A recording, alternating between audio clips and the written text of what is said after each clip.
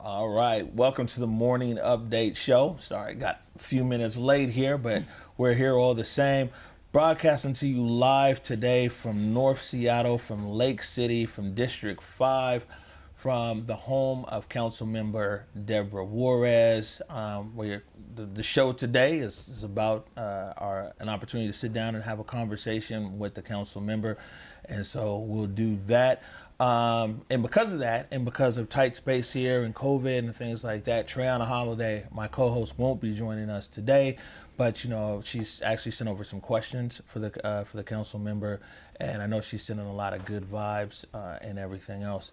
We cut out almost all. We usually, if you go to a wide shot, Carlos, we usually do headlines to start the show of what's going on in the city and things like that. But we've cut out a lot of the headlines today so we can have more time for conversation. Oh, good. And we'll do the headlines that are on Twitter. I do have one headline, though, that we want to get to. And it's actually something that we captured here last night is on Capitol Hill, the East Precinct, protesters, you'll see here in this clip, a fire there at the East Precinct, fire there on Pike Street, a clash between a group of protesters. It's a broad term when you say protesters because it encompasses a lot of different people protesting in different things, but a group of protesters last night, and SPD up on Capitol Hill, and we just have a video. You play a video for me, Carlos?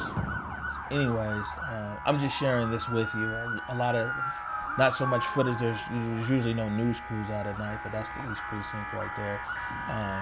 And this is... You guys all right? Yeah, this is kind of news that's... this is ongoing here. And so SPD came in on the scene, put out a small fire that was there at the East Precinct, and then some fires along Pike Street as well. And so this is Capitol Hill neighborhood of Seattle last night. And it's our city. Yeah, that's our city. And I do have a section here in my questions about the protests, so we'll bring that up then. Okay. But this was, something that we videographers caught last night, so we're gonna put that in there in our news. In response to the Jacob Blake shooting 7 times in the back. This was a solidarity march for Kenosha, Wisconsin. Mm-hmm. Man, I got a lot of questions for you, council member. Just kind of meeting you myself for the first time. I know I talked to you once before you were on the phone, but before I get into all these deeper questions, I'll be honest with you, as somebody, our legacy neighborhood is D3, the Central District's District 3. And, we know for the most part about our council member, but I wanted to give you an opportunity to kind of share with people in our home district, D3, and the rest of Seattle, and who is Deborah Juarez? Okay. Well, that's really open-ended. First of all, thank you for reaching out to me. Thank you for coming to my home. Thanks for inviting us. Thank you for doing the prayers with me. I appreciate that. So we start out in a good way, as we would say, as Uncle Billy would say. We start out in a good way with an open heart. So we have room here to discuss and actually have dialogue and conversation about a difficult subject, which is race, law enforcement accountability, and all those issues. Deborah Juarez has been around the sun 61 times. I'm a 3-time cancer survivor. As you know, I've shared with you, I have MS, but I'm a mom. My daughters are 26 and 29. I was born and raised on the Puyallup Reservation, the Yakima Reservation, in my own country, Blackfeet Nation, enrolled member of the Blackfeet Nation, and Latina, my father's first generation. Without going through all the detail, I put myself through college and law school. I was a public defender, did felonies, was phenomenal, went to Evergreen Legal Project and represented tribes. I was a appellate court judge, and then I was a King County Superior Court judge. Lost an election, went to go work for 2 governors, left the governor's office to go work on Wall Street because I wanted to do economic development in Indian country and learn about how to issue debt and what Wall Street represented. And my portfolio was tribes. And then I found myself at a law firm being a partner and chair of the tribal practice group. And then I made a decision to run for office. That's kind of it in a nutshell, but we could, have a few more of these. Well, no. Well, it brings up an important next question for me. Why did you decide to run for office? Why did you decide to run for city council? You just said that you were on Wall Street, you're building casinos and lawyers, law firms and everything else. Why did you decide to run for Seattle City Council? Well, I always knew I was going to run for office. That was the timing the timing worked out great when we went to a district system. And because I come from kind of a natural nexus of district representation like an Indian country, where you actually hear what the people need and you legislate and you turn that into paper and law and ink on paper and you move forward. And we went to a district system, and I've lived up in the North End for, oh God, almost 34 years. My kids went to school up here, and as you know, I can say this about my district, it's about 13 square miles, and I know it like the back of my hand, and I wanted to see what it's like. I've worked for electeds, I've worked for executives, and I wanted to be in the position to be a more leadership position. Right. And I love it. All right. So we just saw right here when we talked about what the protests happening now about Jacob Blake. I want to talk to you. What's some of your response to what you've seen? Of course, everybody knows George Floyd, and now learning Jacob Blake's name, but also Charlene Lyles. And Breonna Taylor. Breonna Taylor, and right here locally, Charlene Lyles. Charlene Actually, Lyles. I think right here, maybe in your district. Yeah, we went there after the shooting. Councilmember Johnson and I went there. And also with Mr. Taylor when the shooting happened then. And of course, all of us knew John T. Knew him and his brother, and actually bought his art and went to his funeral. That's why they say Black Lives Matter. I mean, this is what it's about. Talking about and seeing the protests, seeing the people out on the street, getting out there, and I think you and I have had this conversation. What I think about protests and activists and advocates is that, the activists really are the visionaries. They're the ones that take to the streets to tell us in a position of power and authority what we need to hear to legislate, to make those laws, to actually hear them.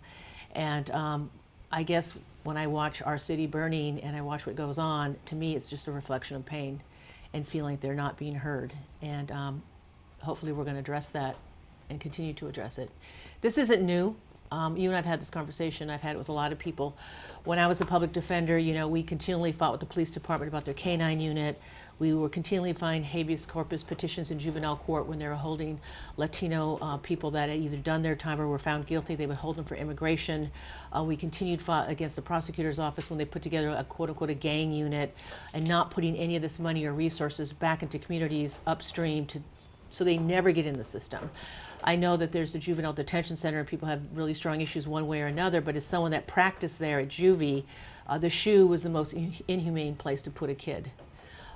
We actually had to go down there in those padded cells and see them locked up, and that was at the height of the crack epidemic and when people were thinking that gangs were marauding everywhere. But we know then that there was racial profiling, because we used to fight with the mayor and the chief of police then, saying, if there's more than 3 black males on a corner, that doesn't make them a gang, because you're not doing that in Bellevue. Right. So I've been around the block in that area.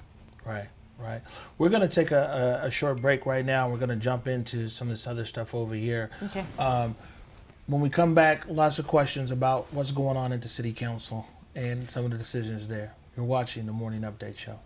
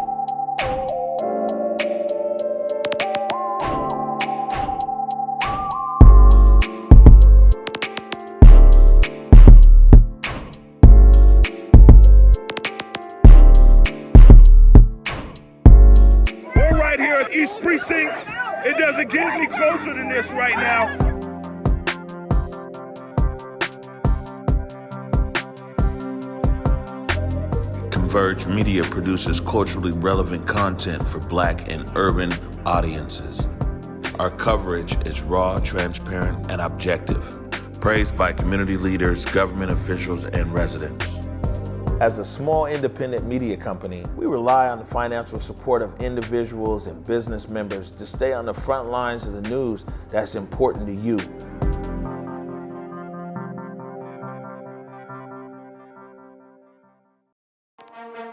There's a lot going on. Are you ready? Ready to feel better, look better, be better? Drink water. Be ready for a pickup game. Insta-frame to work hard towards your aim. Drink water. Hydrate. Hydrate to invest in yourself. Cut down on sugar. Invest in your health. Imagine the possibilities and reach your potential. Who knows what's next? Be ready. Be hydrated. Do you want to represent your city? Now you can. The City of Seattle's Democracy Voucher program is now open. Candidates interested in using democracy vouchers to help finance their campaign for 2021 may begin qualifying now. In 2021, the mayor, city attorney, and the 2 city council at-large positions will be on the ballot. The Democracy Voucher program has $6.8 million available for local candidates to fund their campaigns. Running a competitive campaign can be costly, and access to funding can serve as a barrier to entry for potential candidates. The Seattle Ethics and Elections Commission is offering one-on-one trainings for potential candidates who want to explore how to access the democracy vouchers. Interested candidates can contact the Democracy Voucher Program at 206-727-8855 or email democracyvoucher@seattle.gov. For more information, you can also visit seattle.gov/democracyvoucher. We were sitting here having a discussion. I want to take visit. We're visiting. We're having a visit. We'll say that in there. But you know, the best thing is we're trying something new. You know, from a technical sense, it's like a challenge. Come out here to your home, try some new stuff. And I'm everything glad you're else. here because I don't just represent D5. I represent the city of Seattle. Okay. And I love that. That's what this is all about. Right. I think that what we were talking about is you were talking about your experience before, and you mentioned the shoe and things like that. Maybe you can go back to that. Yeah. Well, one thing that, and I've said this to you, and I've said it to some other folks, particularly to our young bloods out there, and I'm so proud of the activists and their voice and being heard. And we talked about activists being visionaries, about their voices. Is one thing about being older, and which I appreciate, is that I hear them and I see them, and many of them before they were probably even born. I did 3 takeovers before I even started college. We did Daybreak Star. We did the banks of the Nisqually and the Puyallup River, a treaty right. And when you say takeover, just so you can we took over. Well, it was Fort Lawton, and Larry Gossett was there, and Uncle Bernie White Bear, and all them folks, Uncle Bob, Roberto Maestas, the Gang of 4, took over Fort Lawton. Now it's Daybreak Star. I think I was 12. I did it with Senator Claudia Kaufman. We took over when we were on the banks of the Nisqually and the Puyallup River to make sure that their treaty rights were upheld under the Treaty of Medicine Creek. When I was in high school, we took over what was first was the Indian Hospital, then it became Cascadia.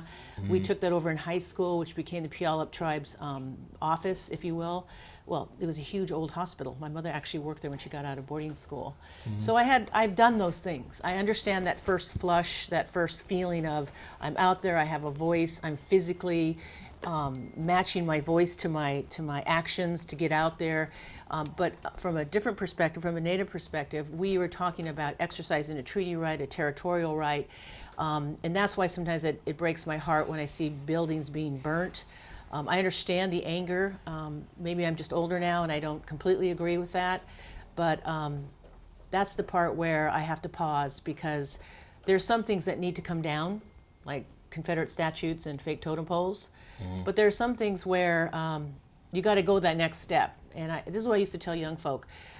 Anger is quoting Dave Chappelle, it's a hell of a drug, but it's not. It will sustain you, but it won't take you completely where you need to go. It won't get you past that tipping point. You got to take that anger, and then you get to a tipping point. Once you get past that tipping point, then it turns into action, and then you coalesce into a voice. And then you tell people like me, this is what we need. I think Decrim Seattle did that in their 13-page report and their 4 pillars of what they want to see. Not this time, and some other groups, some of the stuff that I've seen and read and watched. So we are starting to see a narrative coalesce, hopefully out of the African American community, that's led by the African American community, that's led by the elders and led by the people that have been there, that have been successful with their voice in making change. One of the things that I find, kind of annoying is this privilege of impatience. When I hear people scream, mainly white folk who are now woke, what do we want? We want it now. And my feeling is I kind of have this emotional response where you don't just get it now. You got to do the work. Like Michelle Obama said, you got to like get in there and you got to do the work. You got to roll up your sleeve, be in those meetings, understand how you draft an ordinance, how you draft a law, how you get it through budget, and you get it on the mayor's desk, and you have them execute it. And then that's how the process works. Is it always perfect? No. It's clunky, it's emotional, it's political, as well it should be. Right. Well, you've brought up some community organizations and some of their work here. Talk to us a little bit more about how plugged in you are, especially in our community or people that you're talking to. I would say, and of course, you represent the whole city, not just District 5. But Converge and our focus right here is our community, the city as a whole too. But how engaged have you been with different maybe organizations or people or listening posts? Mm-hmm. Well, from the district office and from where we sit, we've gotten and looked at and read and counted well over 30,000 emails from people just on the police accountability and what happened after May 25th, after Mr. Floyd was murdered. So we've been obviously paying attention to that. What we see in our newsletter, which we call the North Star, with well over 6,000 readers, we try to respond every week. We have a daily count of emails that come in where my staff say, okay, you got 190 emails about any particular issue. They just break it down, and then they break it down what comes out of the district. Obviously, by far, this summer has been the summer of fire, if you will, about police reform, police accountability, the protesters, the looting. We've broken those down, and the other issue that we've done is, of course, you've seen all the great groups and who Councilmember Mosqueda brought out from Minneapolis, listening to other cities and how they want to reallocate their police force, and listening to cities that are doing this, struggling with it right now. So you say the word reallocate, and one of my questions here is, you say reallocations, others say defund. We had a producer out of Milwaukee over there. They say refund the community. Refund. I mean, so when you, I think there's a lot of people out there, especially on the protester side, that see your stance as against some of these reforms around policing, and where, I mean, you said maybe you can elaborate more on reallocation. That's the term you've been using. Sure. I don't think anyone is against or taking a stand against a reallocation or a reform of the police station. I think there are two things that are going on, and I use the analogy of a tree, and the roots and the fruit, all of it is rotten, and you got to start from that. I don't believe, and I think I've said this and it turned into a buzzword, I needed a plan, not a percentage, and we needed to have those voices in the room. Third, let's talk about what police accountability and public safety means. We know the history of police departments, that they were created to go after slaves. We know that, but this is the 21st century, and public safety should be about, we know what a warrior is in Indian country. It isn't what people think a warrior is supposed to mean. What it means is you're a protector, that you protect the fire, and you're supposed to protect the community. You can't have the protectors hurting the community, and that's what we've seen. We have to completely not only revamp our police departments and what public safety is and law enforcement, we have to attract those people and change that culture. And you don't change the culture by shifting a budget. It just doesn't work like that. And that's what I'm going. I want to go to the heart of how do you change the culture so the city of Seattle is an example that is going to reform and reallocate resources back into the community.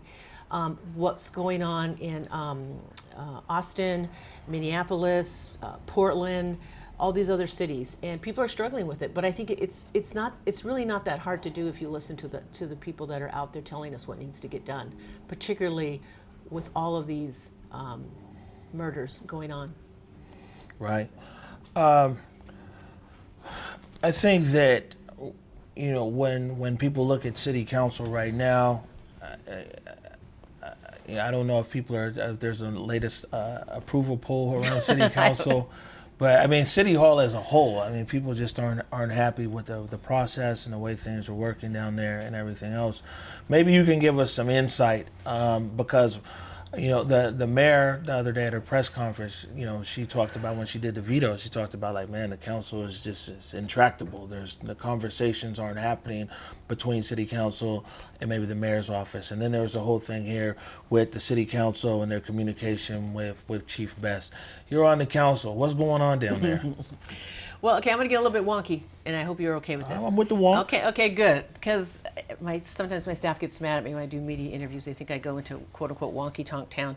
But let's be clear about, we have committees, and the chair of the Public Safety Committee is Councilmember Herbold. Councilmember Gonzalez was the chair before. We've been working in the last 4 or 5 years on a police accountability, under the consent decree, racial profiling. I mean, you name it. Judge Robart has drugged this city to make this change. So a lot of us, because we all have different committees, we look to the subject matter expertise and the deference of our chair of that committee. So I look to those people on the committee, and also those folks that are on the LRPC, the Labor Relations Board, that negotiated the police accountability, or the police contract with SPOG. So behind the scenes, that's kind of where, you talk to those council members, they tell you where they're at, what kind of legislation, what are your thoughts. I can't comment about how you're always going to have, and you should, because it's good tension. You should have tension between the executive and the legislative, because you're not always going to agree. Otherwise, you're just rubber stamping. You should have that. Sometimes I will admit it's not healthy, and to the point where it's almost toxic. But on the other side, we've had really good stuff that has come out when the executive and the legislative have worked together. That's what I'm looking at, and I shared this with you before, and if we did it off camera or on the phone, but I'm one of these people where, a lot of stuff just is in the rearview mirror, and I'm done. We're moving on. I'm looking at 2021 and rebalancing the budget and putting together a plan that reallocates and builds a new police department and does it right. And I believe that this council and this executive are on board for that. Right. Well, that was my question for you. Is that, it's almost you like want the dirt, don't you? Well, no, you want the dirt. No, you want the down and dirty. It's not even that. We're not that kind of show. You know what I'm saying? But it's almost like there's cliques, which are bound to be, because people it's interest of districts. Okay, we could say there's people that are aligned, and some of this stuff you've been out of that alignment group. Yes, there's I have been a out big of that group alignment that's there, group. and so when you talk about. What I hear you saying, and I know you'll correct me if I'm wrong, what I hear you saying is like, hey, you think that there needs to be reallocation of the way things are going here. There needs to be, but what you're saying is you wanted to move with a plan, and you coined something here, a plan and not a percentage, as to how it should occur. So it seems like a lot of the city council is looking for the same result, but just with different routes how there. we get there. And you're right. My style of leadership is this, and this is where I get to pull the elder card, because I've been around and I've done criminal law. I was a King County Superior Court judge. I know a few things, and I want to see this happen. And why I was focusing on a plan, which people should not interpret as I'm against Black Lives Matter or I'm against any kind of reform. Well, that's important. That was a question that was in here, not. actually. It's like, God forbid that common sense come into play, because I want to see it happen. Not only for my children and grandchildren, but for your children and everybody's children. I don't want to have these conversations 20 years from now. And I believe we can get there, because I've done those kind of things outside before I got to City Hall. I've done it in Indian country. We can make that kind of transformational change without that kind of toxicity. And that's the balance that I'm always looking for. And I like how you said that. There are different alignments, but at the end of the day, every council member, including Councilmember Sawant, who I've spoken to offline, it's almost like we all want the same thing. It's just how we get there. Well, yeah, and I mean, that's just like anything. If you're in Renton and you want to get to Linwood, you could take the 5 or the 405. You know what I'm saying? Everybody wants to get to the same destination. But, and, I know that you said that your style is kind of like rear view. I kind of have the same kind of style. That's the only way I can keep doing this for some of the stuff we go through out there in the field. But I mean, I do need to address the fact that, that do you feel that the council acted in the best interest? The majority of the council acted in the best interest. It came out with a pledge. They came out with a lot of things. It built a lot of hype around the media and everything else, where it looks like there was also other voices. They were like, okay, you know what? We're trying to get to the same destination, but let's slow it down, because it's like it was a big crescendo that built up to a veto. And now, coming back from this veto, I mean, my understanding is you guys have to rebalance this budget. And so even if you veto, if you override the veto, you still got to figure out a way to balance the budget, right? Well, this is what I'm hoping.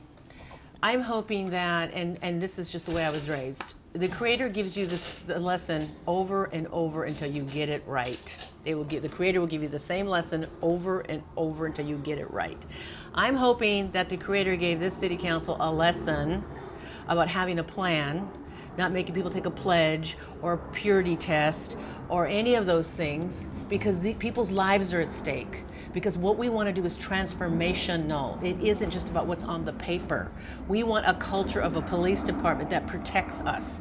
In order to do that, we need an intelligent plan. And if it were up to me, I would have said, let's rebalance this and let's put all of our energy in either a blue ribbon panel, however y'all want to do it, in community, the participatory budget process, and let's focus on 2021, and let's have something in place to serve up to the city of Seattle during budget of 2021, that we actually have the money there and the resources. I'm uncomfortable with saying, okay, I want $100 million, and who's going to decide who gets it? What community groups are going to get it? What are the deliverables? What is the accountability?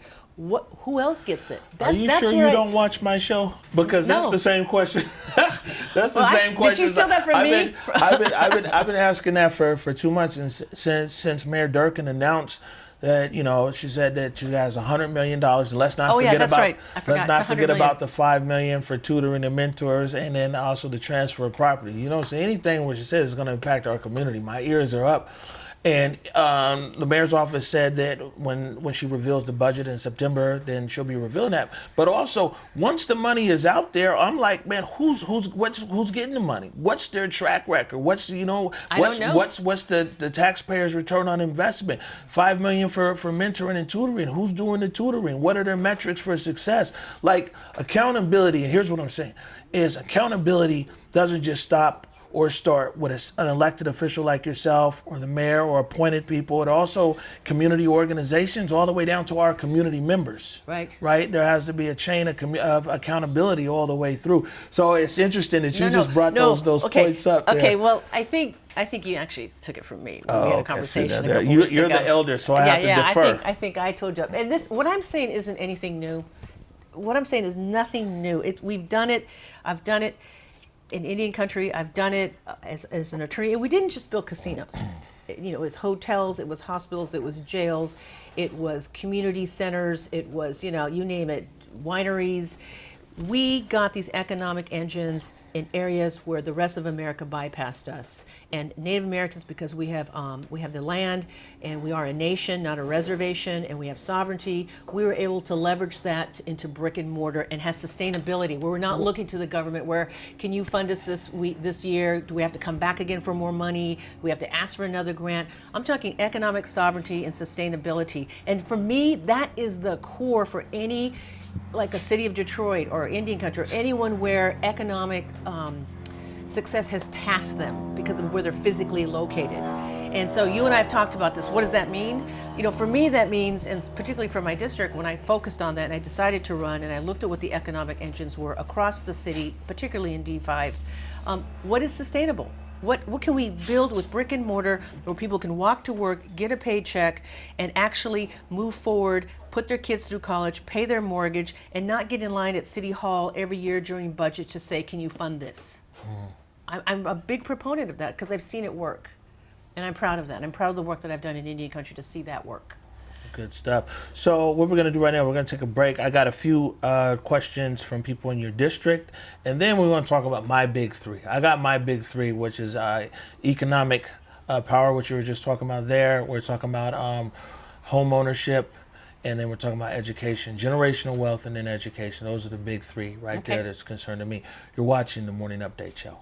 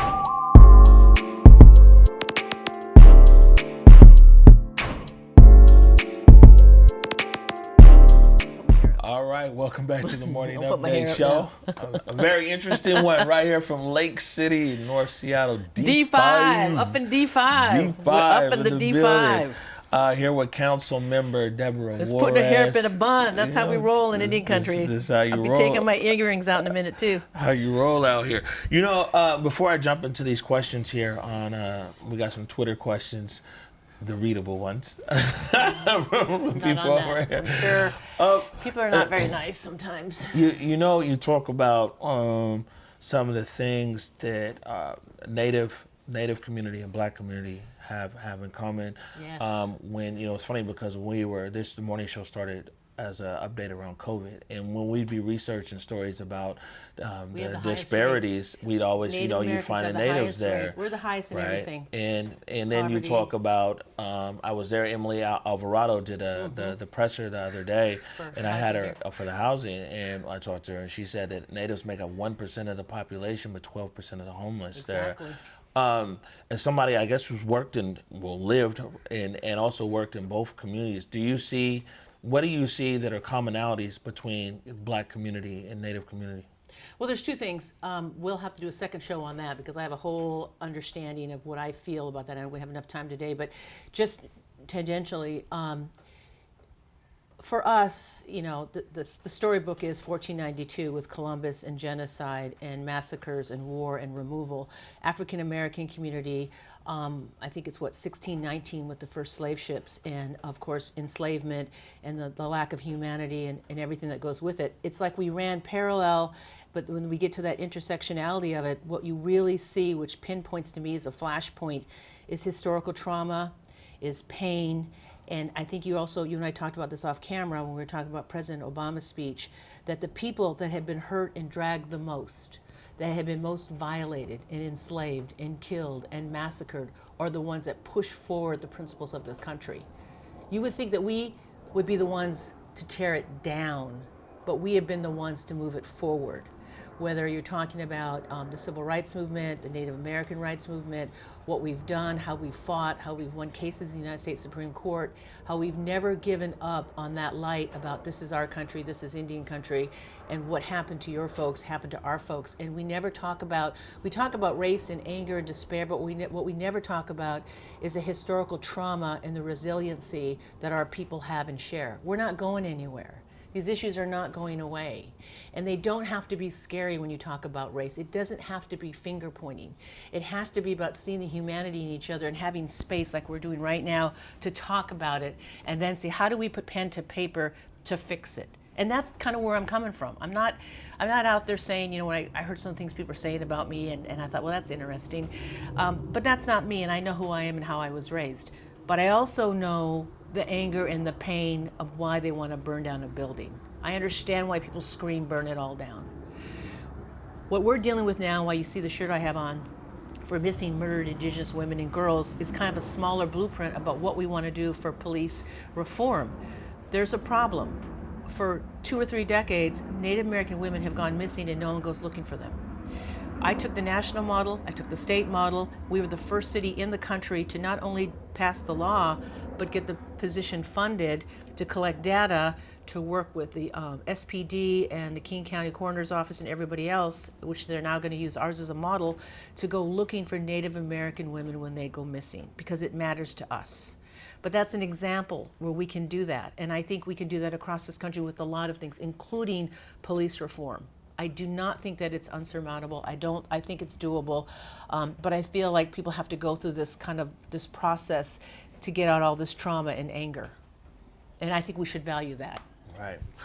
All right. So let's move into some questions here off of Twitter, some questions from people in your district, and then we're going to go back to my big three. Okay. That's really what I wanted to come and talk to you good. about. I want to hear it. As these issues. So,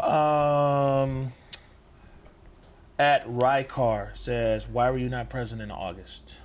I had an excused absence. I had some personal matters that I had to reschedule 4 times, and it just turned out that August 10th became the date. Okay. That's all there is to it. All right. Someone here saying that your office hasn't been responsive in their correspondence. Well, you know, when you get somewhere between 4,000 and 6,000 emails a week and phone calls, you can't answer everyone. We try to, but you know, with COVID, I used to have district office hours every Friday on the North Seattle campus. I had a district office. I was the only member to have a district office that we pay rent to when Dr. Brown was there. Can't do that anymore. People make appointments. We talk to them, you know, we have appointments, but you can't reach everybody. We try to take, like I said, we get a daily count of what the issues are, and then in our newsletter, which comes out every Thursday night, we try to address the most important issues that have risen to the top, where I have a response like, this is how I voted. I voted, you know, against defunding the NAV team. I voted not to take the pledge. I voted against cutting best salary and the command staff. That's all in my newsletter. And if you're a constituent and tribes read it as well, know where I'm at. We open up to having other people come in and write columns as well. But you can't, as an elected, you can't get to everybody. You try, but it's humanly impossible, even when we're not under a pandemic. All right. Becca Free PNW says, what are you doing to advocate for affordable housing and the lowest AMI in North Seattle? Oh, we've been all over that. D5 has been on top. That's why we've worked with Emily Alvarado and Colleen Echohawk. As you know, over 500 units are coming to D5. We worked with the mayor's office to buy the property across from Northgate Mall. I think it's 26 acres to put in there under, I think they're at 40 AMI, those units. And I mean, I could put that in the newsletter, but we've been working on that since I actually ran on that in 2015, and I've come through on those promises. And you have to. I mean, that's where we're at right now. There's just not enough housing stock. All right. So a lot of other questions that came through on Twitter are also questions that we're going to ask in this other segment here. Okay. So, well, and while you have the floor, is there anything that you want to say to your constituents right here in D5? Yeah, I like being your council member. What I like about the district representation is that I can talk to Councilmember Herbold about what's going on in West Seattle. I can talk to Councilmember Morales about what's going on in District 2. I can talk to, you know, Mr. Strauss over in 6. And a lot of our issues are the same, but then when you get more micro, then you want to know what you need to deliver for your district.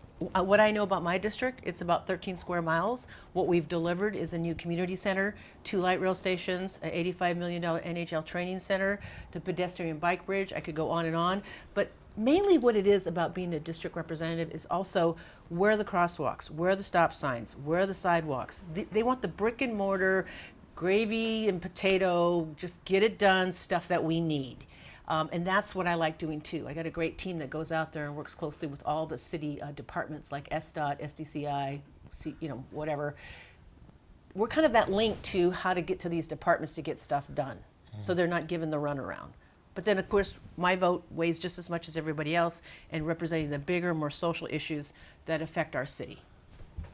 All right. So for me, like I said, I think that it's much more than 3 issues, but my big 3 issues as far as my community, black community here in Seattle, number 1 is income disparity. The average black household in Seattle makes $42,500 a year. The average white household, $105,000 a year.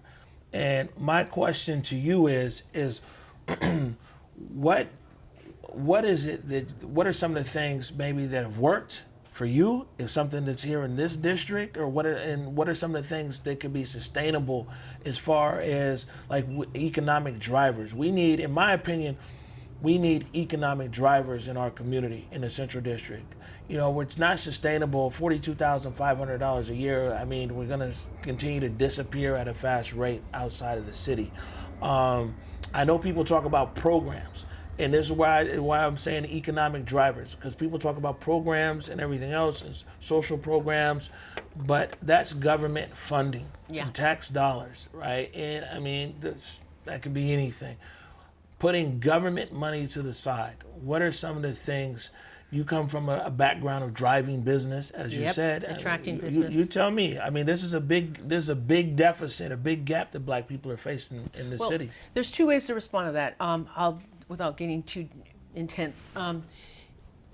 Coming from Indian country and then taking all those skills, what I've learned, and then putting them for the city of Seattle and then for my district, is you need to know what the economic footprint is. What are the economic engines citywide? What are the economic engines in your district? I needed to know what are the main things. I have a university, I have a hospital, we have the Northgate Mall, but what are the big drivers and what do I want to attract with land in brick and mortar? How do I get that there? What you're talking about, which it excites me, and that's what we talk about economic development and economic sovereignty, is having that economic footprint of brick and mortar where people have jobs. You'd be surprised how that changes the world when people have jobs. I've seen it in Indian country. And it isn't even just about having a casino and people working at the casino. It's having the money to set aside to take your kids and send them to college and bring that wealth and intelligence back home. And it's just like planting seeds that grow. So you're right. The number 1 thing is you have to look at your district and say, what are you lacking? What do you need? What is the land base involved? City could buy that property for you. I think you've seen that with Africatown and some other groups. But you're right. You want the sustainability, and you don't want like an Amazon fulfillment center. You want Amazon to put offices there. If you want a franchise, you want the training center in your district. If you want a hotel, you want that hotel in your district. You want it to be black owned. You want it to, if you're going to do any kind of work that you do in technology, you're going to want to teach those folks how to code. You're going to want to build that. It's done in layers. It just isn't done overnight. And so that's the first thing that I look at, is what we would call we take an economic inventory.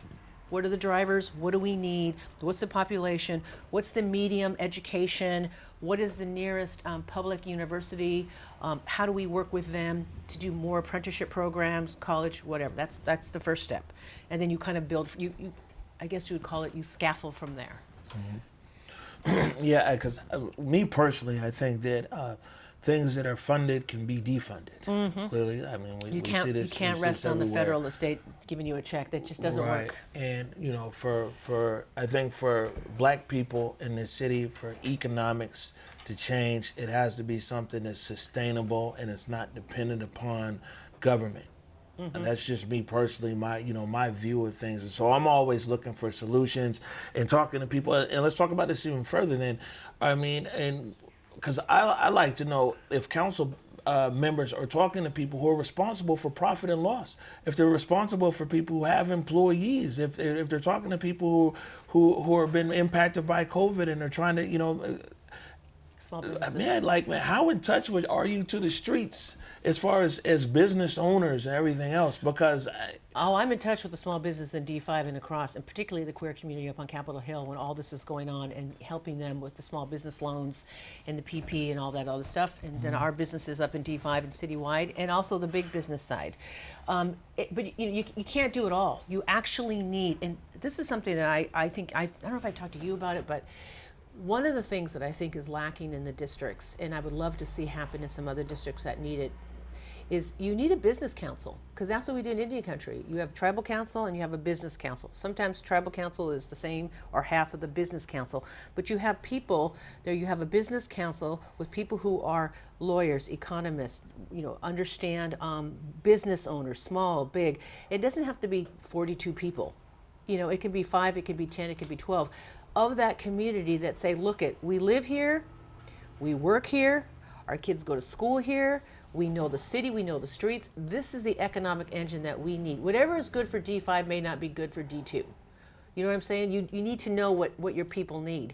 And you need to hear it from the people that are actually running the businesses. I talk to the owners of the Marriott, the Shiloh Hotel, the Starbucks, the McDonald's, the small businesses. Annetta, who is a coffee clutch, please go there. It's a phenomenal place to go. The restaurants. We have our own chamber, D5 chamber. So we meet with those business folks, and I hear, like when we were doing the domestic workers legislation, what their concerns were on the hotel side. And just because you raise concerns doesn't mean that you're anti not wanting to do the right thing. I'm just a very practical person about how we get there and get it done. So going back to what you're saying, if you want to have that kind of economic engine, you got to talk to the people that have been successful and have done it and can point at something and say, we need these 10 acres for X. City, state, help us buy that property. Community, this is what we should do it for. Do we want to attract a technology company? Do we want to build widgets? What do we want to do? So, in that aspect right there, a lot of that is what King County Equity now, at least with Africa Town, their portion of what they're talking about. Yeah, I read the report and their 4 pillars. Is that something that you could be supportive of? Oh, actually, I don't think anyone's not supportive of this. I think the big confusion and what threw everyone in a, just kind of took us back is this pledge thing. It's like everyone got distracted by this shiny thing that all of a sudden we're going to defund. No, it doesn't work like that. When you change a culture, and this is something I wanted to share with you. This comes from an elder where I learned it, Daryl Kipp from the Blackfeet Nation, and I hope my brothers and sisters who are from Blackfeet are listening, is that, language is culture, and culture is behavior. If you change the language, you change the behavior. I was raised on that. Language is culture. So when you change the language, you change the culture, which changes the behavior. So anything that you want to do, you have to change the language and how you see yourselves. I get tired of people continually just saying that they're, the continual, I'm of the opinion, because I've worked myself up here. I understand marginalized communities, but I also know the power of a marginalized community, because they have a thirst that they want something done, and they will do anything what it takes and not even get paid for it to make sure it gets done. I want to leverage that. I want to leverage that spirit. I don't want to leverage I'm angry, I want to name call, I want to burn stuff down. I get it. I understand why you want to do it. But I'm interested in those people that have made actual change and have done it and can do it for communities wherever they live. That's where I'm at. And I think I'm there because I'm 61 years old now, but I may have not felt this way at 30. Right. So what I hear you saying is that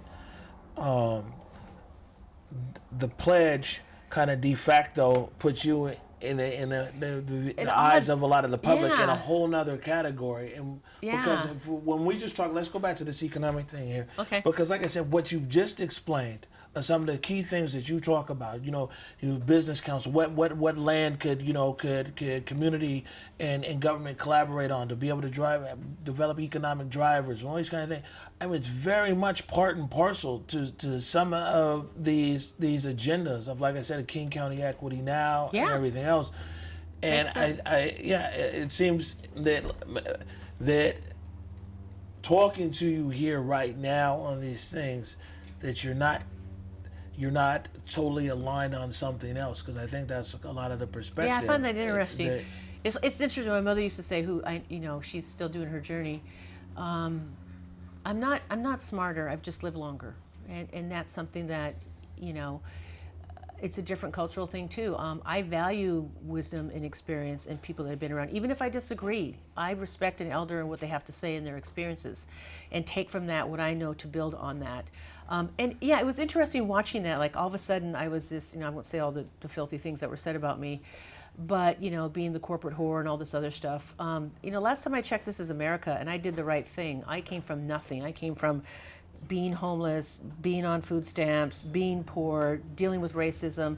A lot of us came by this honestly. We worked our way through college and law school, and I worked my way to become a partner in a major firm to a point where I could chair a department and hire other Native Americans and buy a home. And I want that same path for other people of color. And I'm telling you, we can do this. But because I've done that, that's why it was interesting watching how people were coming at me and you know, these names. I thought, wow, that's okay. When I went to college, I'd already had 3 takeovers under my belt, and I thought everybody did that. So it's interesting, and that's okay. I mean, you know, this is why we're here. So people, you know, and thank you for calling me, and I'm glad I returned your call. And actually, I called you, but thank you for reaching out, because I wanted to, you know, I wanted to talk to your community and let your community know that I hear you, I see you, and I want to get this done. And the big 3 that you're talking about, that's what we should be focusing on. How do we do the economic development? How do we have the economic sovereignty in any district that needs an economic engine? How do we build generational wealth so people pass down their homes and their credit score? How do we can do that. I've done it. Well, and speaking of that, number 2 of the big 3 here, I mean, Central District's been ravaged. Gentrification, when I was a kid growing up there, it was almost 80%, probably higher, of black people in the Central District. Now, depending on who you talk to, 15%, 7%, something like that. And also home ownership in King County as a whole, it's been in a decline. And we know that, especially here in America, you know, this is where generational wealth occurs, is through home ownership. Like you said, passing down a home, passing down property, passing down a credit score. People are able to go and take a loan out against that home to, you know, pay for college, pay for these things and everything else. And you know, with the decline of home ownership and with gentrification occurring and everything else, is like generationally here in Seattle, you get generation after generation starting at 0. I know. It's pressing reset every generation. How would you go about addressing something like that? Well, I like what you said about having to press reset, because what I've always found so frustrating and quite angers me growing up my whole life is that white people are allowed to fail. They're allowed to have a business, have it fail, and then go back to the bank and get money and start another business. And no one is ever successful all the time on their first business. Sometimes it's 2, 3, 4, 5 tries before you get a business that works. And what bothers me is that, and this just goes to racism and institutional racism and banks and a bunch of other stuff we can go into another day, that they're allowed that opportunity to fail up, and people will still hand them money. I mean, Donald Trump's a good example of that, right? So you say to me, okay, Deborah, how do we do that? Well, we have to have a relationship with the people that have money. Those are banks. We have to have again, I'm going to go back to this. I have to have a body of people that I can go to, like a business council, who are experts who live there and tell me what they need. We have to have investors that believe in that community. And trust me, there are a lot of investors that live in your community that are of color, that are willing. I would be one of them that would be willing to fund a restaurant. I mean, any kind of business. And so that's how you start it. And then when you talked about the generational wealth and how you hand that down, it isn't even just the wealth and brick and mortar itself, it's also the intellectual property that comes with that. Hearing the language and understanding what that intellectual gift is, that you're handing that down so your kids are educated and they can talk intelligently and they can articulate a dream that they want to see happen. To people like me to say, oh, I get what you're saying. You don't want just a barbershop, you want a chain of barbershops. Oh, I see what you're saying. You want to attract a big company to come in here, not to be a fulfillment center, but to teach young folk how to code and have jobs where they can go anywhere in the world, not just the CD, but they would come home with that. It's so, it's exciting for me to talk about it because this is really my strong suit, is building up those communities and giving those people jobs. And I've seen it happen. Does it happen in one term? No. Does it happen where, you know, in 6 weeks? No. But the thing that I love about what you're saying is you don't want to live and die by any government's budget cycle.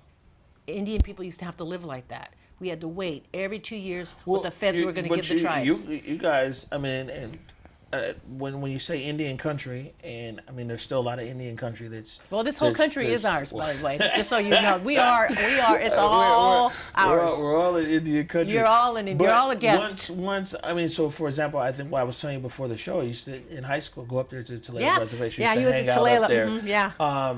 And you saw a big difference when the Tulalip Reservation was really dependent upon a government check. You know, it was that was the res back when I was in high school. Yeah. And then the Tulalip Reservation has their own economic drivers. Or court system, or police department, outlet mall, hotel. Right. And I mean, we did that. We see, and I'm sure that even the political power that the Tulalip Nation had back when I was in high school, and they were dependent upon a government check, and the political power that the Tulalip Nation has now is probably very different. Yeah, absolutely. Well, you know, I hate to say this, but money does change things. All of a sudden, when you have a ton of money, the business and the Democratic Party care about you. Same with transit. I mean, nobody cared what happened down at Puyallup on Portland Avenue, and now they're killing themselves at Sound Transit to make sure light rail gets to the Puyallup tribe, as they should, for their hotel and all the things they have going. But it goes back to the central question of planting those seeds. What does the community, and I mean when people throw the word community, I'm like, who are you actually talking about? Tell me who is there that has the expertise that can translate and work with me to help you build your dream and your legacy, so you can hand that gift off, not only of generational wealth, but to intellectual properties that come with it. Tell me who those folks are, and I will work with them. I don't need a plan to plan. I can go on and on about platitudes, and I can spend all day doing, you know, government talk, and I don't like to do that. I'm a doer. I like to roll up my sleeves and just get it done. I don't need to do a press conference or a press release every time I do something. I actually get quite a lot done, and that's not my style. And I think people want to project that on me, and that's not who I am. Right. Well, I mean, thus far in talking to you, I know we talked briefly on the phone, but thus far in talking to you, it sounds like, at least for these 2 points, we'll get to education here in a minute. Yeah, it's a big one. Yeah, it sounds like a lot of what you're saying is aligned in some part or another of what a lot of the different community groups that are out there right now are saying. You know. Yeah, I mean, one of the things that I learned just living in this neighborhood for 35 years is people wanted that pedestrian bike bridge. They wanted to daylight Thornton Creek. I wasn't a part of that. I was around as a taxpayer. When I shared this with you, when we were working with the NHL and OVG and the Simon Brothers for the training center, and Tukwila was going to give them 10 acres for free, and I think I was a little bit more salty when I shared the story with you, but I just said, you know, we didn't spend 18 months and 6 councilwomen being harassed and getting death threats and rape threats because we voted a particular way, to have you put our NHL team in another city. I mean, you got to have that kind of leadership. That's when you got to get your back up and get out there. But let's get that stuff first, and let's cite it where we need it. It's interesting, like take some parts of Seattle. Some of them could use a hotel. We know we needed that. We attracted 2 hotels. We have 2 new hotels in our district now. We also have 2 light rail stations coming in, and there's a reason for that. We have this big push for transit-oriented development, transit-oriented childcare, transit-oriented housing, so people have a 10-minute walk shed. If you know your district, that's the stuff that's the juice. That's the stuff that you got to get down and dirty on and that you want to get. Yes, you have the big regional, philosophical, national issues that you want to address, but the day-to-day grind is me and my staff going through and figuring out and budget and working with community and business, what does our district need and how does it help the city, citywide. And so I'm proud that we brought the NHL here. I'm proud that we are the only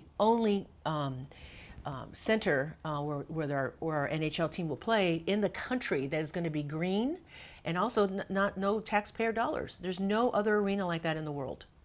And I'm proud of that. I didn't do it all, but I was part of it. My voice meant something, that we have our training center, that we're going to get our new community center. So, you know, some things worked, some things didn't. And I think people shouldn't be so hard on electeds that, you know, people should not turn to government for everything and to fix every problem. And I said this as a public defender, and I said it as a judge. The last place you want to be to settle a dispute is a courtroom, because nobody wins. Nobody wins when you have those kind of disputes. You can't look to government to fix everything and be mad at the government, and I see a lot of that. Everyone's mad. And like I think you and I are talking about this, picking the low-hanging fruit and demonizing that and saying you're the reason why things are bad, that's not fair either, because then you're not seeing the humanity in any of those groups of people or the systems that they operate. Not to say that we don't have systemic racism and these brick and mortar buildings don't represent that. I understand that. So getting back to the economic piece, that's where I want to see more discussion and more creativity and learning more from, like I said, if there were business councils, that would be exciting for me. Right. The last of the big three is education. The education gap in the Seattle public schools between black students and white students, I think if you rate it, it's like in the bottom 10 in America. Black children just aren't doing well, continuously haven't done well in Seattle public schools. And of course, education rounds out the big three. Yes. What is your position on how the schools are performing and what can be done? Well, you talk about what happened with African Americans, but I know because I learned this when I was running, and I learned it the second time I was running and working with Denise Juneau and understanding how the stats work. Native Americans have the highest rate of not graduating, and below them are Pacific Islanders, and below them are African Americans, at least the last time I checked, and that was like a year ago. And it's not a good place to be for anybody. So what that tells me is that you have three, all of color, that we are not getting the resources to particular schools because, again, we're getting back to a tax base. Who gets what? If they have a great tax base, a great neighborhood, they get the libraries, they get the bus stops, they get the tutoring, they get the extracurricular. We have some schools up here that, lost their art teacher, just lost things. So getting back to the education piece, that has to be something where we have the cultural language where we drill into our children, like was drilled into me, about going to school and being educated and what that means. I think we have to have those same kind of conversations, and you've had them with our friends Zach DeWolf and Chandra Hampson, who are both Native American on the Seattle School Board, how we do better for these children. And I'm not an educator. I've been around enough to know how it works and have some opinions, but again, how do we have these upstream programs that we take kids and we say, we value your intellect and we are going to nurse that, and that's a priority, almost over sports and other things. That's kind of my personal opinion, is I want to see that. I don't see that enough. I mean, we see it gender-wise. That's why in the technology community, the tech world, it's mainly tech bros, white males, because somebody told them they were the smartest and gave them all this time and attention to groom them. Anyone could have been a Bill Gates and a Paul Allen and the other guy, Tim, with the guy who started Steve Jobs. Again, they are all allowed to fail up. They could drop out of Harvard because they had that privilege to do that. I see so many smart kids of color that are so intellectually curious, and it breaks my heart that they have nowhere to park that and get it nurtured before they get scooped up into the system. And we see that on the reservation all the time. We have our own schools, but we understand that there's a big world out there, and we want our children educated. We want them not only, if they don't come home, that's okay too, but the fact that we can look at them, like right now on our reservation, and certainly at the Salient Health Board, and I see Native American doctors. It still makes my heart feel good. We can do that. How do we, again, we go back to, we keep using this word, community. How do we do that? Is it ranting and screaming and being mad at the school district? No. A lot of that starts at home. How do we do that? All right. Did I answer your question, or did I just give you a big speech? I'm trying to. It's such a difficult one on education. We could do a whole show on just on education. Oh, we could. Maybe we could do that it. Too. We could do a roundtable and bring DeWolf in here, and maybe Denise Juneau. I was going to say Blackfeet. Super and Lieutenant Juneau. I know that's your fan band, huh? Blackfeet, huh? Yeah, don't make me bring the smoke, because I will. Yeah, we don't want that smoke, council member. Well, I just think that. You brought up an interesting point right there. Every time I talk to Director Hersey, DeWolf, Sampson, and they talk about this $1 billion school district that they have, that they're operating, it still has paper folders and stuff like that. But everybody makes all these plans, but they're never talking about how to also hold parents accountable. And so Yes. you just said something right there that What was caught it? my ear. It was when you were talking about stores at home as well. You see what I'm saying? That Mm-hmm. I mean, if we're going to make a better school district here, I think that empowering the parents Yes. is really, because otherwise these guys are legislators or bureaucrats, man. You know what I'm saying? Like it or not, you probably need to pay the school board as well. But and you know the thing is, what we see is that in some areas of Seattle, I think when people talk about trying to make a difference in education, I forget who I was discussing this with, but there's some PTAs at some schools that are just struggling. They can't raise enough money. They don't have no funds. There's other PTAs at other schools in other neighborhoods here Yep. who are balling out of control. And so it's like, man, even in collaboration with parents, if it's like, hey, man, if these Black Lives Matter, how can, you know what I'm saying? If somebody has a lot of resources, how can they work with And PTAs that's and really- other that's- ones? that- And that's that's it. not even government. That's Exactly. just, those are parents to parents. Yes, and that's real allyship. That's when it's not just throwing a Yes. Black Lives Matter It's sign putting in your your yard. money where your mouth It's is. showing It's like- up and saying, I'm going to tutor, I'm going to give money, I'm going to There do you go. this. I get tired of okay, well, I have the Black Lives Matter t-shirt, I got the slogan down, I got the sign in my yard. And I'm like, where were you when all this has been going on forever, since the founding of this country? You know, I don't need you to acknowledge your white privilege bullshit. I don't need that. What I need you to do is show up at the school and align yourselves with African American, Native American parents and say, why aren't these kids graduating? Why aren't they getting bigger piece? We should not be the product of our zip code. We should not. Our world should be, you know, like I learned from one of our elders at Puyallup, Ramona Bennett, you know, the world is huge. We shouldn't be a tiny little post stamp. Somebody needs to tell us that our intellect and our spirit is bigger than that. And like that starts at home. And, you know, I did that for my kids. One graduated from Sarah Lawrence, one is in her last year at Antioch, and putting them through college. And that whole education piece is the most valuable. I don't even know what the word I want to use. I don't even know if I have a word for it, but it's the lifeblood of ensures that generations that move forward are going to come back and enrich the generations that left them behind. That's what happened with me. I am one of 6 kids. I'm the only one that went on to go to college and law school. And somebody told me somewhere, I remember along the way saying, you know, you're really smart. Read this book. You're a good writer. You should go to law school. Somebody took me aside and cared about my intellectual wealth and said, you can do this, because up until then, nobody was telling me that. That's something you need to tell your kids. Not just that you're good at sports or you're a good dancer and you're a good singer and you're really good at track and, you know, you're really good at, you know, like my daughter, you know, in theater. You gotta also tell them that they have a responsibility we have a responsibility as parents to nourish our children's brain, but they have a responsibility to understand that what they have to offer the world is great, that they are great. And all they got to do is show the world, and we got to be there for them. That starts at home. Yeah, definitely. I would agree with that. It starts at home. A few more questions for you, going back to the broader issues right here, and a few questions, additional questions came in on Twitter. One, what's your position on participatory budget? We hear right now participatory budget, Yeah. participatory budget. I think that's good. I think it's great. I like the way that they put that together, what that term means. We're still kind of struggling with exactly what that means, because that's why we have district representation.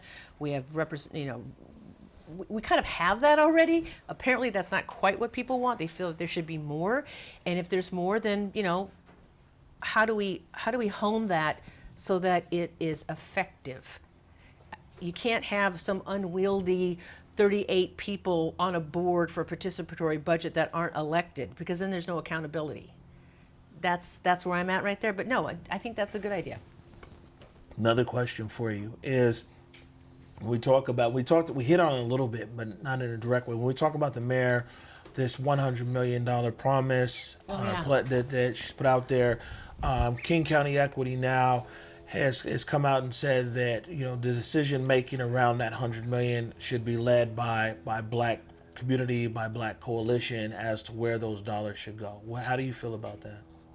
I can't get 100% behind that until I know who those organizations are and if they actually are getting to the people and making a difference. And and again, this is what I've been saying and I've watched my whole life. You can't just hand people a check and say, go forward and do good things because I know your heart's in the right place. I actually want to see what are those community organizations, again, deliverables, accountability, measurements, and also having other people have access to that money that maybe we haven't heard from before. We see this in some other budgeting processes where people get in line for certain pieces of money, like the Equity Development Fund. When we sold that piece of property in front of City Hall, I think it was like 19 million, but there was a process and they had applications and they were weighted.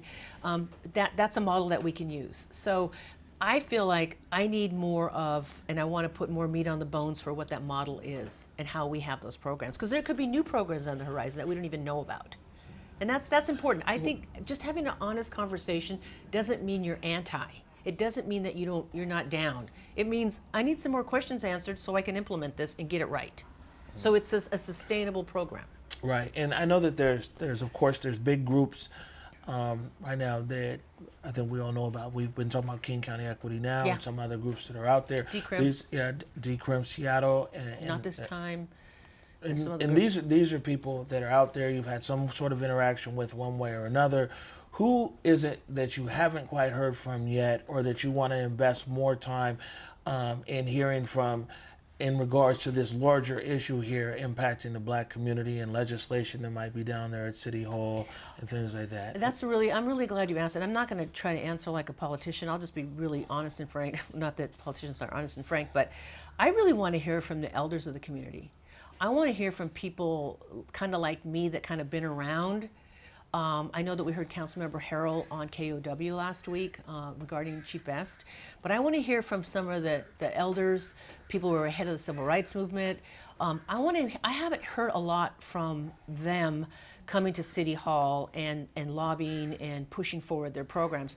I want to hear from some of the silent majority of the leaders that have changed the Central District and have kept it sacred, have kept it together, have still acknowledged that we have a Central District. I haven't heard from those groups yet. And I don't know if it's your church community. I don't know if it's I know there's like, you have the Tabor 100. That's a phenomenal group. I've worked with them on projects in their leadership. And I know you have your faith leaders. And it doesn't mean that these people have to come forward and say, well, you need a faith leader that has like an MBA. I want to know where they're at emotionally, where they're at, what they've seen in their lives, and how they can translate that to me, because I respect my elders, and how I can translate that into legislation to change it to a budget issue. So when I slide it across the table to the mayor, to the executive branch, that I don't look at a veto, that it actually gets done. Right. And now, what's next in regards to City Hall? I think you guys have like 3 more weeks to get back to the mayor. We'll be waiting for the mayor's budget. Right. Well, one with the veto. You guys still have a few weeks to get back to 30 decide days. if you're gonna overturn that veto. The mayor's budget is coming out. There's still this issue now of we don't know how this is going to look with SPD. This issue of refund or reallocation. Reallocate. Like, what's the near future looking like for you and for City Council around these larger issues? I think right now we are waiting to see what the mayor's budget looks like. And for me, representing all of Seattle and particularly honoring the needs of my district, are seeing what that budget looks like and how much room. But we have to keep in mind, like, we have never ever found in our country's history where we are in the middle of what I've been calling the trifecta: the pandemic, the depression, and now the social unrest. All 3 are happening at the same time. One enough has knocked us off our feet, but all 3 together has been a nightmare. The other issue is when you have a pandemic-fueled depression, recession, then you're going to be looking at a budget where, unlike any other budget season, you're not coming in with, okay, I got 30 issues queued up, mayor, legislative branch colleagues, where I want to see funded. We're going to be walking in there saying, oh, what kind of cuts happened? Okay, now how are we going to look at the police department? What is the vehicle we're going to use in 2021 to reimagine, if you will, that seems to be the word people use, reallocate what our police department looks at. And that's one thing that I'm really, I know people say this, but I'm actually refreshed and excited to see how that's going to look. what voices are going to come to us to help us put that together and what they say we've been saying, you know, planting this new tree. And if I can just say this briefly, and I don't want to get again too wonky, one of the things that I want to do and that I've always been a big proponent of was with the George Floyd Justice in Policing Act that the House passed, that the Senate watered down. It became ridiculous. You know, we had get rid of no-knock warrants, chokeholds. When you looked at, there were just a bunch of things in there, but there's the last 3 sections really focus on the whole reimagining a police force. This county, I don't think we can wait for the feds, and certainly November 3rd can't come soon enough. We as a county have a county approach to transit. We have Sound Transit. I'm on the Sound Transit Board. We have a county approach to housing, the King County Regional Housing Authority, which I helped create when I was on that board. We have a county approach to public health, Seattle King County Public Health. We have outbreaks of, you know, all these issues that are going on. We have a county approach because King County has 39 cities, a little over 2 million in population, I think, 4 congressional seats. We have an opportunity with that kind of heft to have a King County approach to public safety. I would like to see that. All of these issues are not just confined to the city of Seattle with police accountability, police misconduct. I want to see a King County register of police misconduct, where if you're in King County, I have a bar license that I have to maintain to be in good stead. I think if you're a police officer, you should have a license and be in good stead. I don't think you can quit Seattle and go down to Tacoma, or not, that's Pierce County, go, let's say, to Shoreline, or to Issaquah, or to Kenmore. I think it has to be like a career thing where it follows you. That's one thing that I've been pushing for is a registry. And I don't want to wait for the feds. We didn't wait for the feds for this, for missing murdered. I didn't wait for them. I looked at their model, I looked at the state, I said the city of Seattle can do better. I kind of want to do the same thing with the police issue and law enforcement. I think we can do better if we have a county approach, and I think we can do it. Right. Back on the issue of policing, one of the questions jumped over earlier, but we're right here right now. You're one of the few people that voted against the pay cut for Chief Best. I did, because it was wrong. Why was it wrong? It was wrong because when we looked at the budget, and I think we had something like 40 amendments, this is what happens again. I think I said when you write a check you can't cash. Okay, we're taking money out of the Harbor Patrol. We're getting rid of the horse unit, whatever that's called. I forget what it's called. They're nibbling around the edges because everyone was scrambling to meet the 50% pledge. Well, all of a sudden, like I said, God forbid, older lady here, little common sense, there's no city in this country that has cut their police budget by 50% in under 6 weeks. You simply can't do it, okay? So I voted, and I still maintain that vote, that I saw that as a punishment to Chief Best and her command staff. I felt that was beyond micromanaging. So we have and you've heard it, I don't have to say it, but I'll say it. Here we have Carmen Best, who I've known for decades, African-American chief of police who you can actually approach, talk to, move forward on issues. But in your attempts with your purity test to do your 50% pledge, you took out the very thing that you were supposed to be holding dear. And that is a woman of color in the Black community who's a leader who could have brought us where we needed to be, and asking her to cut 100 officers. You put her in a position that, to me, was, I thought it was very disrespectful, quite frankly. And I know Chief Best, I don't know what the last straw was for her, but I respect her decision. I'm sorry that she's leaving. You know, sometimes you just have to call it what it is. It was wrong. And again, words have consequences. And so you can't just listen to an angry, vocal minority. That's called the tyranny of the minority. That's not how you govern. You don't govern by counting to 7. You have to show leadership. And sometimes it's taking a stand that people aren't happy about. It didn't matter what I said behind the scenes. They wanted to move forward. And there was just no way that they were ever going to get to 50%, let alone, you know, I'm surprised the mayor got to where she got. I think she cut it 10% or maybe 20. I can't remember what the number was. It kept changing. But just from a personal level, do I always agree with the chief? No. We've had our differences, trust me. But we still see the humanity in each other. We still can talk. like you and I talk, I could talk to the chief like that, particularly when the consent decree was going on and the other issues that were happening with accountability and then the negotiation of the SPOG contract. So yeah, the short answer is it wasn't right.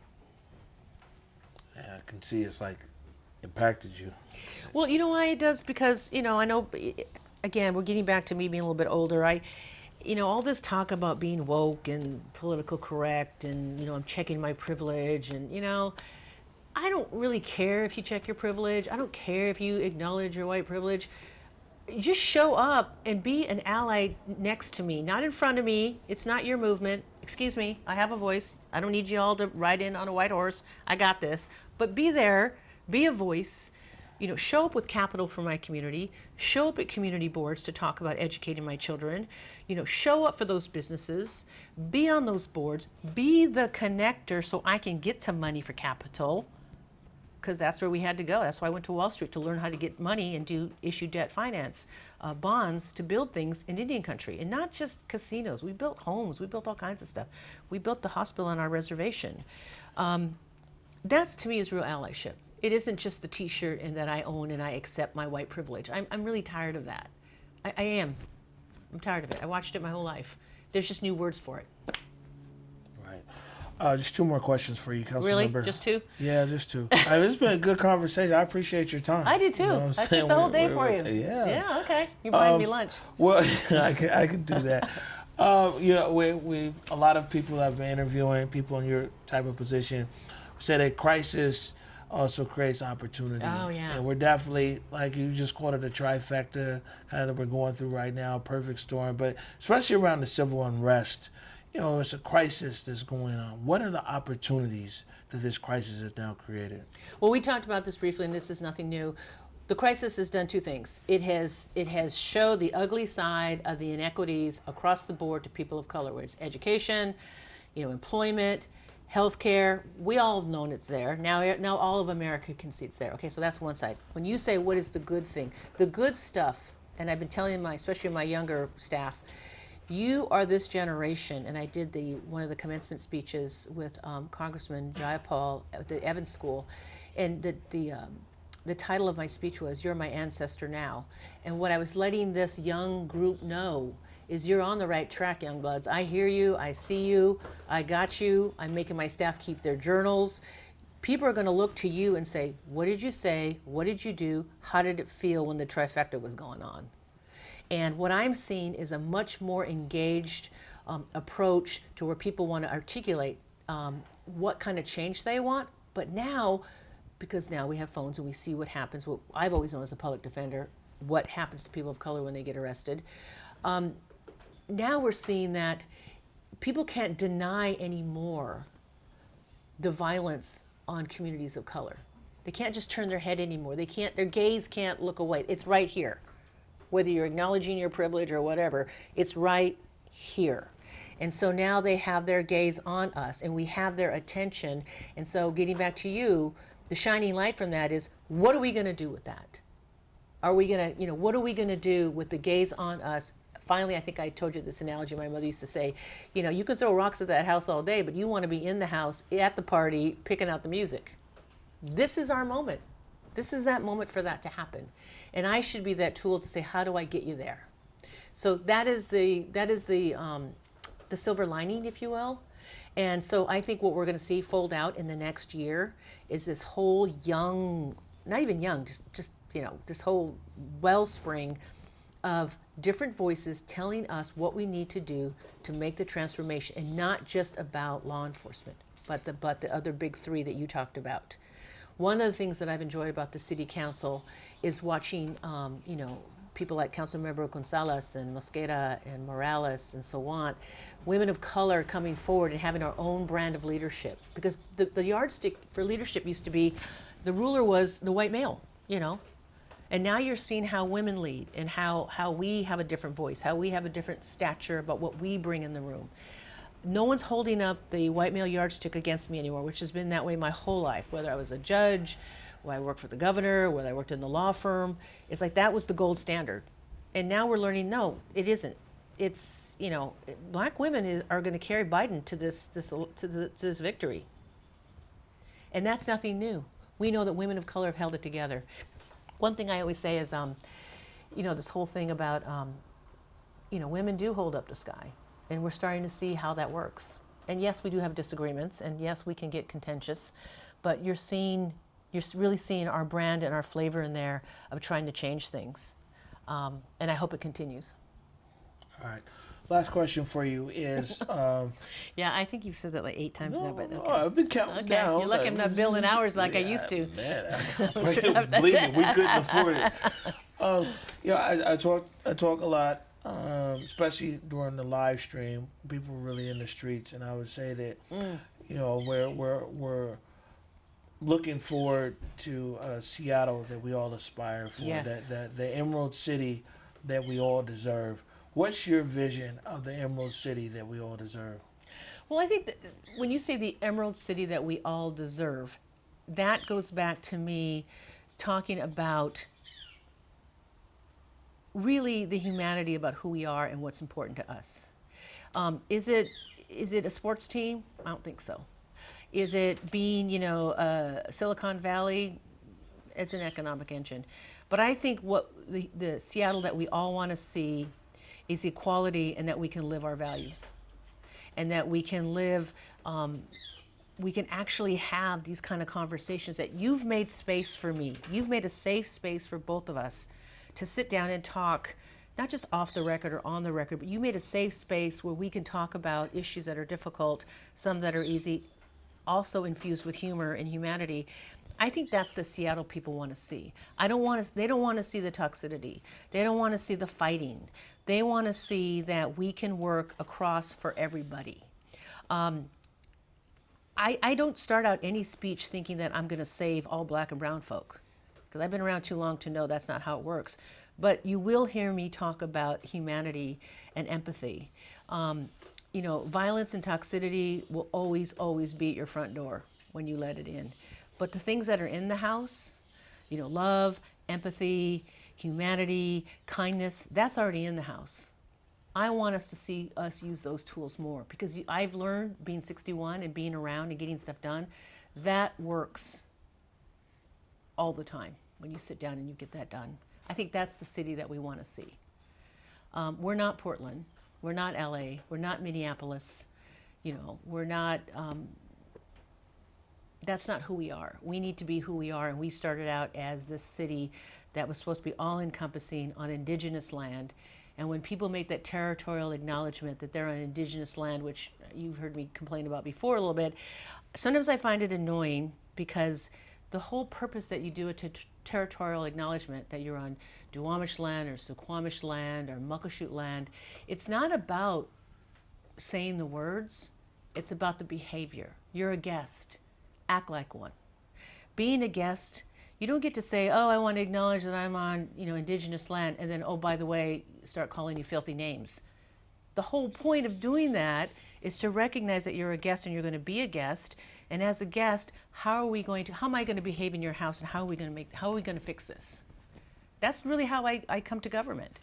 So that's why I'm always like knocked for a loop when people do that. I'm like, do they really know what they're doing when they do the acknowledgement? It's not the words. It's the behavior. Getting back to what I told you, language is behavior and behavior is culture. That's what I want us to be. We don't need to be the tech epicenter. We don't need to be the medical epicenter. We just need to be good people and bring us together with some real leadership across the board. I hope I contributed a little bit to that, but there's other things I want to do when this term is over. I'm not running again. Everyone knows that. I already said 2 terms. If Obama can do it in 2, I can do it in 2. Do it in 2. All right, It's my Indian name. I appreciate your time. I appreciate your discussion. The thing is, I just like to discuss. I talk to everybody. And I think that everybody. You ask a lot of questions, and I like that. That's how you can tell someone's intellect, because you listen and you ask questions. You don't holler at me. You don't tell me this is how the world is. You're with me or you're against me. You're taking the pledge, or you're wearing the T-shirt, or you're not. If you don't do this, then you're anti-black. if you don't do this, you're not acknowledging Indigenous. You and I actually have a discussion that goes back and forth, and that's how it should be. And I appreciate that. Well, thank you. We're just trying to make TV here for our parents and grandparents and, Exactly. and aunts and uncles in the CD. And, aunties and uncles and elders. Beyond. So, you going to take a stand with me? Yes, I am. All right. I'm excited to do this. All right. There we go. You got us on the wide back there. So we should do something. Councilmember Juarez, thank you for joining us today. Our morning update show. We're back again tomorrow at 11 a.m. And then until, we got to give them the peace sign.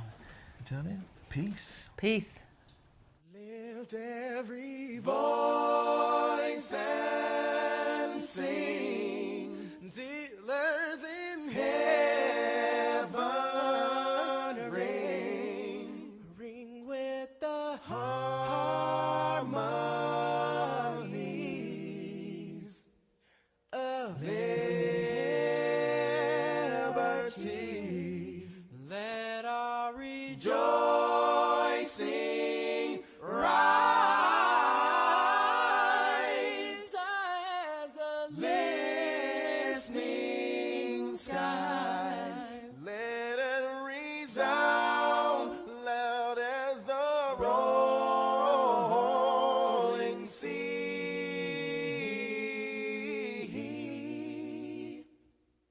Sing a song full of the faith that the dark past has taught us. Sing a song full of the hope that the present has brought.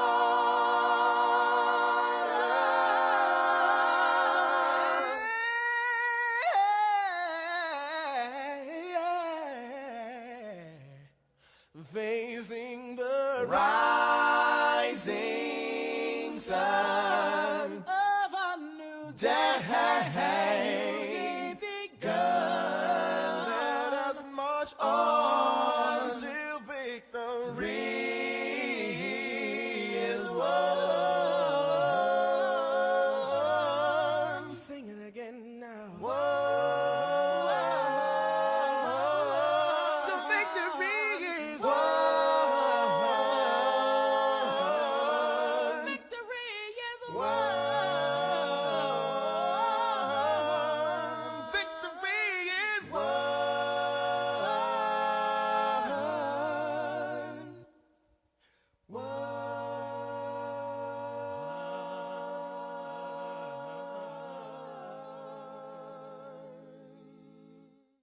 Lift every voice and sing till earth in heaven ring with the harmonies of liberty. Let our rejoicing